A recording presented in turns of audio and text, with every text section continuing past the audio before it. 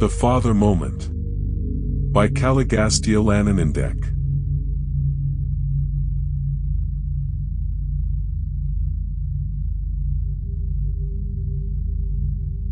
It is difficult to discuss things that are experiential with people who haven't had the experience. The possibility of truth can rest only in the credibility of the person telling the tale. I've watched so-called ministers of God proffer slick and well-rehearsed renditions of God's love, when it was also painfully apparent to me that this was an act and they didn't have the first clue what they were talking about, nor did they really care. One can only wonder how much appreciation they'd have for God's love if no one put coins into their plates. It is true that Father's love is infinite and the depth of it is profound. One cannot state with any clarity what unconditional love feels like, even after it has arrived. There is a moment where one can reach to the Father and He grants a peek into the window and the truth of all things seems so simple, not complex. Further, that His love is unconditional and the scope of it so grand and so large that one can't help but feel humbled in the face of something so good. When one realizes that this massive affection is directed at you, despite your warts, and that Father thinks better of you than you do yourself. An associate called me one day in tears and I asked, "What's wrong?" She said, "Nothing is wrong, everything is right." Baffled, I asked for an explanation and she related to me the information I've just given you. Immediately, I knew what she was talking about. This isn't something that can be faked.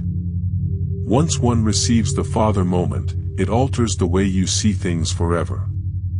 It also removes any doubt of His existence or His nature.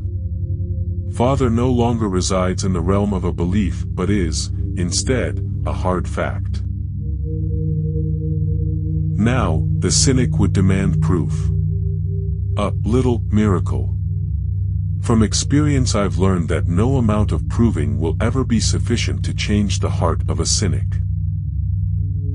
There was a man who engaged me in conversation on the posting forum. He tells me he had a dream and I should tell him what it was, without stating anything about the dream. As a rule, I don't do tricks and I'm not miracles are us. Yet, in his case, I made an exception because I was the person he was speaking to in the dream.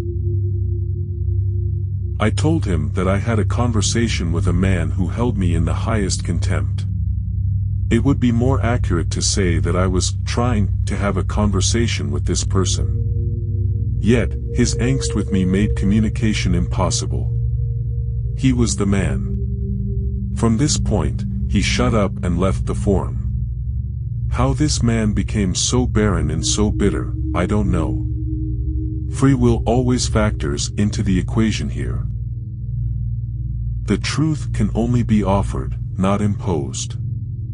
Father's truth is a gift granted to those who have A, earned the privilege or B, are able to accept it. Father granted free will and, unlike governments, He is not disposed to take it from anyone.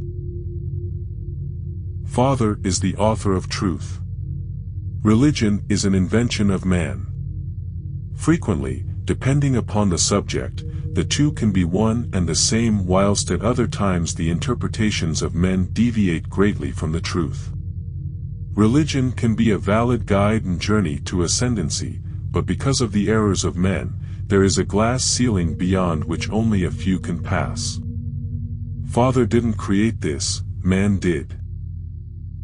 The Apostle John tells us that to speak directly with the Father, one must be in the Spirit.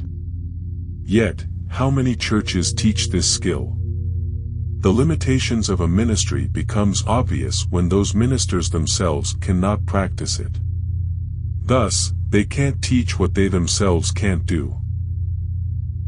It falls to the traveler in the journey to reach out to Father on his own and to believe that you can.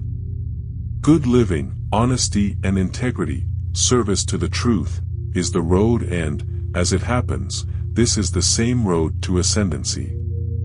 There is a father moment waiting for all who care to reach for it.